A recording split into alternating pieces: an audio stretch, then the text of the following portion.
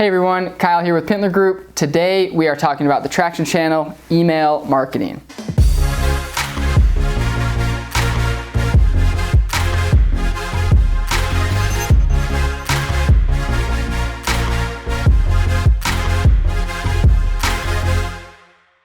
We love email marketing here at Pintler Group. We pretty much try to incorporate it as a core traction channel with any new client or new campaign that we're going to operate, simply because we find that it really works across all different verticals. We've used it for economic development, we've used it in higher ed, e-commerce. If your goal is generating leads, if your goal is generating sales, email can really help. I'm going to dive into this deck about email marketing in a second. Just want to give a quick disclaimer that this is a pretty high-level view of email marketing and why and how to use it. We're going to be writing some follow-up articles about the specific strategies that we really like to deploy in terms of sequencing and automations and ongoing campaigns and segmenting. For today, we're going to talk about some stats about like why collect email and is it a place that you should be spending your valuable time. And we're also just going to be looking at, what works and what doesn't in our experience. So hopefully you find it really valuable. We decided to name this podcast Cutting Through the Noise in part because of a lot of the email spam that we would see, internet spammers saying, hey, we'll help grow your email list by 5,000 subscribers a month. Click here. Hey, we can grow your revenue 250% every month with email. And it just got to be really annoying. So we wanted to cut through some of that noise today and again, hope this helps.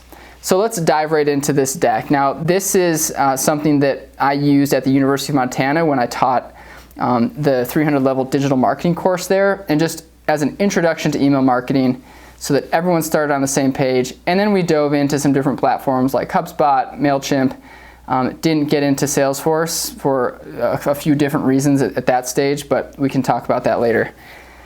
So this framework is, again, if you've been following us on Pintler Group, this is how we approach every new marketing campaign, problem, hurdle with this framework: acquisition, activation, retention, referral, and revenue.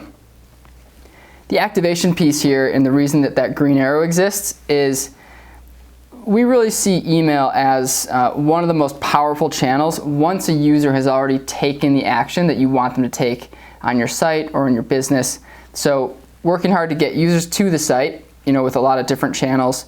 And email can, of course, be one of those. Like you can email somebody that's never been to your website, but once they're on your site and once they've taken that action, getting them to take the second action, like purchase again, repeat purchases, coming back to your site. You see this a lot with things like push notifications, which is a different traction channel. But Uber, for example, the first ride you ever took, they have a metric. They want to make sure that you take ride number 2. So if you're in e-commerce, how do you make sure that first-time user has a great experience and comes back and purchases again? If you are an economic development firm and somebody's leaned in with information, how do you sort of keep them on the hook and say, hey, our city's doing some really cool things, just to keep you updated, here's what's happening. So as a quick refresher, that activation stage, this happens like after someone takes the action on your homepage, what forms they're filling out, and we can talk landing pages and how that incorporates into email marketing as well. Kind of a busy slide here, but just some questions to ask yourself as a marketer, as an owner, or as a director of communications. What happens after somebody subscribes to your existing email list today? Do they get placed into kind of a bucket? Do they get tagged in some way that they're a prospect and not a customer? Do they, are they in some way segmented after that initial purchase? You know what page they signed up for your email list on. What happens after someone purchases? So again, this is that activation to retention piece. So what happens after they purchase? Do they get a follow-up message? Do maybe they get a referral code to, hey, did you like your purchase? Refer a friend and you each get $20. Again, that's primarily in the e-commerce space. Makes it to the checkout page. Someone purchases a ticket. So events, email marketing can be extremely powerful for event marketing. We've seen it useful, for people to RSVP to events on Facebook, but then also add their email to some sort of lead generation form so that you can remind them both as a Facebook notification, but also in their email inbox that, hey, your event's coming up today, don't miss it, especially if it's free and you care about just having a lot of people there. If they've purchased a ticket and they decide not to go, I guess that's their problem. But you still want a good crowd. A few of these I had never seen before, but just to illustrate that there are a lot of services out there, the one that we primarily use internally is MailChimp. We've used a lot of others. We've used Klaviyo, I believe it's pronounced. We've used HubSpot, and we've used a few others. I know with some development projects we tinkered with Mailgun. But MailChimp is pretty straightforward. We like the cost structure. You pay by contact, although they're changing that every day, as most software as a service companies are. So now you add some users and they end up charging a little more. So do your research, but we have experience with MailChimp and we would highly recommend it, even with the changes that they're making. Just some quick stats, some kind of heavy hitting, over the top, broad stroke email statistics that you can maybe take to whoever it is responsible for purchasing your email marketing software and saying, hey, here's why we need it. Or if you're sort of scratching your head thinking, I hate to increase overhead with just another software, email might be one of those that, bite the bullet, make it happen, it'll be worth it. 86% of business professionals prefer email for business, so if you're a B2B company, this is, it's obviously important. And just as an aside, I think most people are probably using email, so explaining like, hey, you should be doing email marketing is kind of a funny argument to be making. But at the same time, just reiterating, hey, this is really important. It's kind of like saying, hey, working out is really important for your health. Did people work out every day? Probably not. Is your email list lean and mean and converting customers every day and driving segments to your site? Maybe not. So this is just kind of think of it like a motivational video to revisit your email marketing. Just scrolling down, click-through rates are 100% higher in segmented email campaigns. We can't stress that enough. We typically don't like to use the term email blast because it implies that you're sending it to your entire list. Chances are that not everybody on your list cares about that same message. The same way that you can't try to be everything to everybody. You have to say no to some customers and you attract others. Email is maybe the same way. There might be email subscribers that really care about a first-time subscriber, first-time customer sale, or out-of-state visitors to your tourism website want to be communicated very differently than people traveling within the state border. Here is one of the most powerful pieces that you can use email for, which is building custom audiences and remarketing. Something that we were one of the first to implement with the University of Montana was taking actually prospective students, so people who had inquired online, uploaded those email addresses into channels like YouTube, Facebook, LinkedIn. I guess not a lot of high schools were on LinkedIn at the time, but we've done it with other clients, but Facebook and YouTube. And we can show messages to those students and only those students whose email addresses match their Facebook login or their YouTube user account. So a really powerful way if you don't have a ton of budget to spend on advertising, but you have a good list of emails of customers or historical data, upload those lists, and we've seen $50 a week go a really long way because you're hitting the center of the bullseye with those email lists. Here's just a couple more screenshots of different campaigns that we've run so you can actually upload MailChimp lists. Facebook has an integration that does that really seamlessly, so it's extremely powerful. If you're using Facebook and you're just getting started with MailChimp or you have email lists in any platform, use custom audiences. It's extremely powerful. And again, segment. So don't take all of your email subscribers and show them the same message on Facebook or the same YouTube ad. Segment them. So again, out of state versus in state. Those are two really simple segments to make. Two different messages, two very different ads you can show them. What percentage of email subscribers have made a purchase from the brand? This was sort of interesting statistic to me from eMarketer. Only about 30% of US retail email list subscribers have made purchases from the retailer whose email list they subscribe to. And you might audit your own list. If you have Gmail, that promotions tab, log through there and say, okay, how many of these, is it 3 out of 10 that I've actually purchased from, or did I enter a contest? And that's something to think about as a digital marketer is, or as just an owner. Growing your list is important. You always want to see that line graph going up and to the right of total email subscribers. However, you want to be careful not to fill that list with junk emails of people who signed up to win an Amazon gift card when you're selling laptops.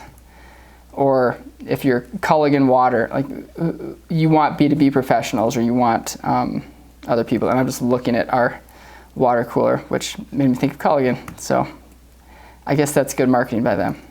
Product placement, I guess. I'm going to skip that one. So this was a really cool test that we ran. So email is powerful for many reasons, some of which we've described. One of them is if you have an idea and you say, I want to go all in on this idea. So we work with Up Top Clothing, and they had an idea to run a hat of the month subscription. And before going, spending a ton of time, money, and resources on implementing this idea, we thought, let's just test the waters and see what kind of interest exists. So we sent an email to anybody in the last year who had purchased 2 or more hats. People who would be very interested in perhaps doing this. And then we segmented and said, let's send it to people who have only purchased 1 hat in the last 2 years and see what their interest is. And so this is what the email looked like, introducing our Hat of the Month Club. We sent a quick type form that they could actually just click right in the email, and it submitted the survey question, which is a cool Typeform MailChimp integration if you're interested. And the results were pretty cool. So we got how many Up Top hats do you own? 0. So I guess there must have been a segment also that have you purchased a hat ever, and the answer was no. But we got a few responses that said, yeah, we'd definitely be interested. And specifically, the question we wanted to answer was, would you be interested in quarterly or monthly?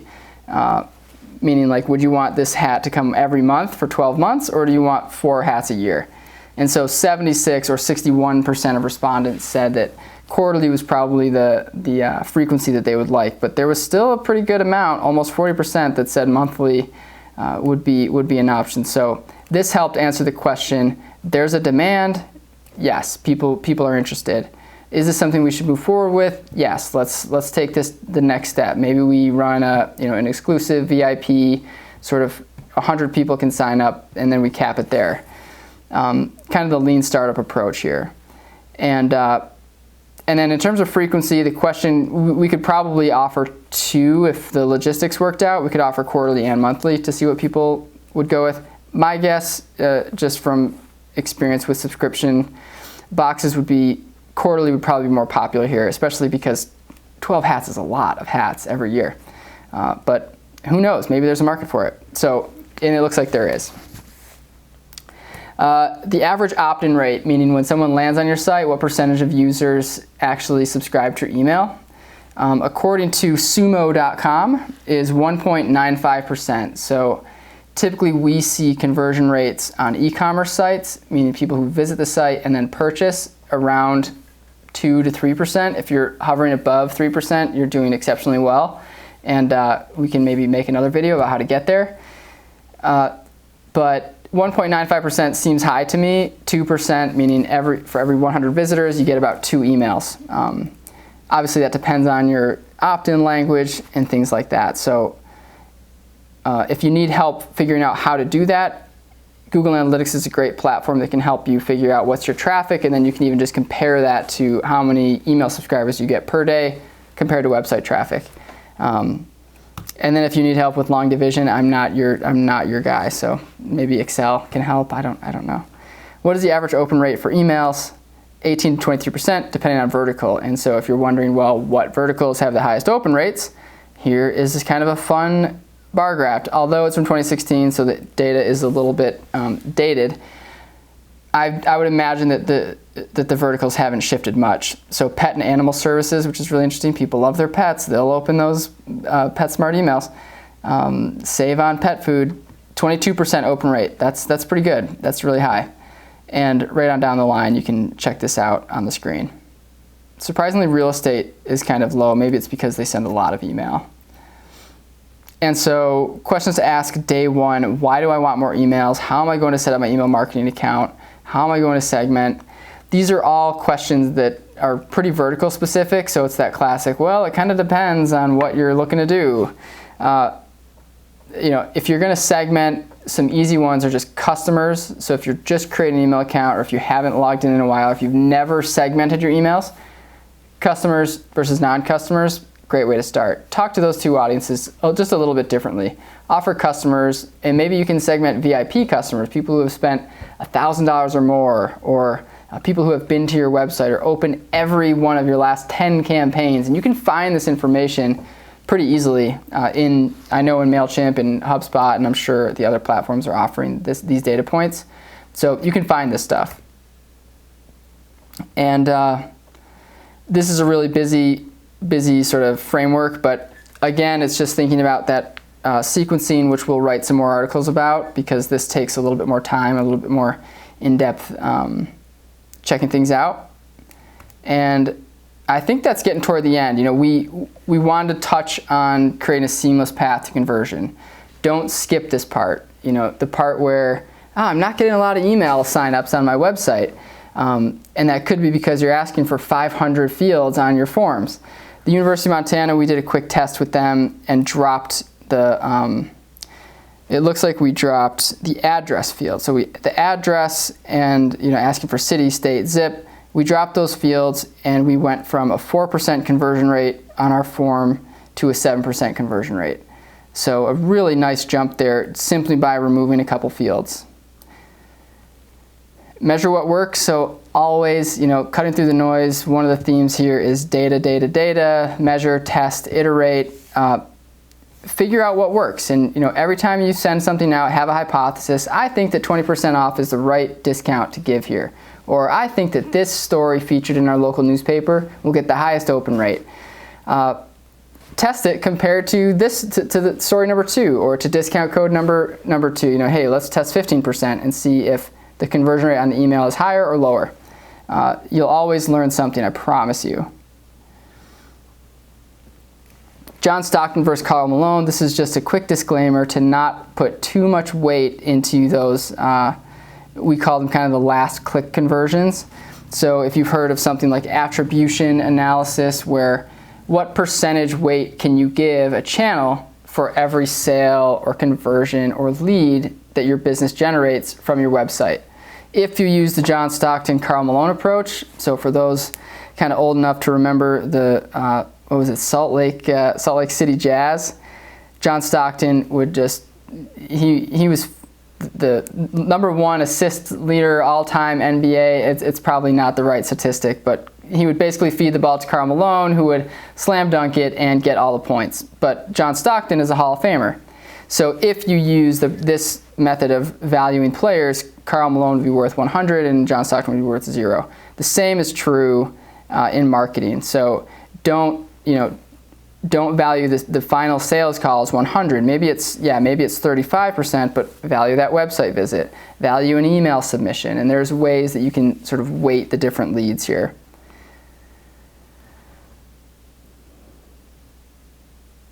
I'm going to skip this one, and maybe we can put an article down about this. So check the show notes here. I think this could be a cool just thing to link to, and maybe you can write a PDF or export it and print it.